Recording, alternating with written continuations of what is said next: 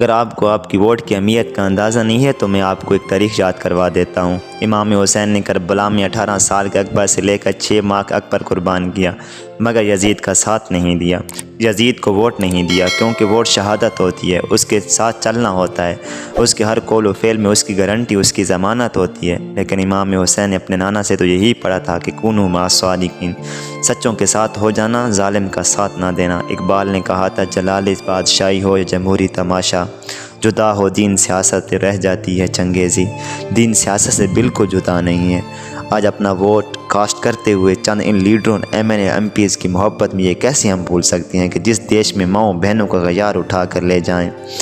جس دیش کی کورٹ کچہری میں انصاف 2 ٹکوں پہ بکتا ہو، جس دیش میں قاضی منصف فیصلہ مجرم سے پوچھ کر لکھتا ہو، جس دیش کے عادل بہرے ہوں آہیں نہ سنے معصوموں کی، جس دیش میں حاکم ظالم ہوں سسکیاں نہ سنے مجبوروں کی، جس دیش میں جان کے رکھوالے خود جان لیں معصوموں کی، اور جس دیش میں بنت ہوا کی چادر بھی داغ سے میلی ہو، جس دیش میں غربت ماؤں سے بچے نیلام کرواتی ہو، جس دیش میں عہدے داروں سے عہدے نہ سنبھالے جاتے ہوں، جس دیش میں دولہ شرفاء سے ناجائز کام کرواتی ہو، اس دیش میں ہر ایک لیڈر پہ سوال اٹھانا واجب ہے، اس دیش کی ہر ایک لیڈر کو سولی پر چڑھانا واجب ہے، جہاں بولنے پر پابندی، سوچنے پر تعزیریں، پاؤں میں آج بھی ہیں زنجیریں۔ آج حرف آخر ہے، بات ہے چند لوگوں کی، دن ہے چند لوگوں کا، رات ہے چند لوگوں کی، اٹھ کے درد مندوں کے سکون شام بدلو، جس میں تم نہیں شامل وہ نظام بدلو۔ اے میرے وطن کے لوگوں شکایت کیوں نہیں کرتے، تم اتنا ظلم سہتے ہو بغاوت کیوں نہیں کرتے، ان چوروں جگیداروں لٹیروں کو کیوں چنا تم نے، تمہارے اوپر تمہارے جیسے حکومت کیوں نہیں کرتے،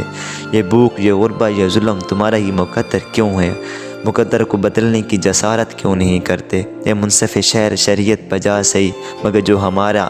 کیس ہے اس کی سماعت کیوں نہیں کرتے۔ اگر یہ سمجھتے ہو کہ میری باتیں مدلل ہیں تو پھر تم میری موقف کی حمایت کیوں نہیں کرتے۔ اے پاکستانیوں، تمہارا ووٹ اتنا سستا نہیں ہے کہ صرف ایک بریانی کی پلیٹ پر یا کوئی تمہارے دروازے تک چل رہا ہے تو تم کہو اب میرا ووٹ تمہارا ہوا۔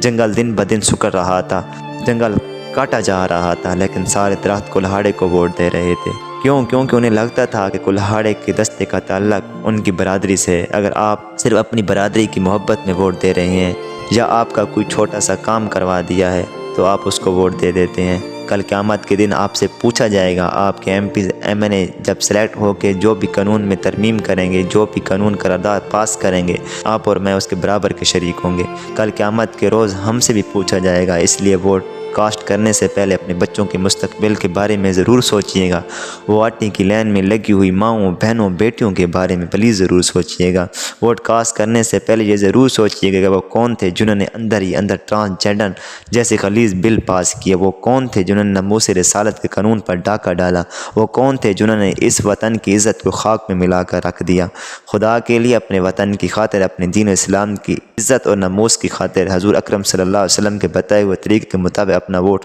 ضرور کاسٹ کیجئے۔ اور آخر میں یہی کہوں گا کہ اے اللہ میرے عرض پاک پر اترے وہ فصل گل جس سے کبھی اندیشہ زوال نہ ہو۔ اللہ ہمیں ایسے لیڈر عطا کرے جو اس وطن میں حضور اکرم صلی اللہ علیہ وسلم کی عزت اور ناموس پر ہمیں جینا اور مرنا سکھا سکیں، اور اس وطن کی ہر بیٹی ہر بہن بچے کا وقار بلند ہو سکے۔ پاکستان زندہ باد۔ السلام علیکم پاکستان۔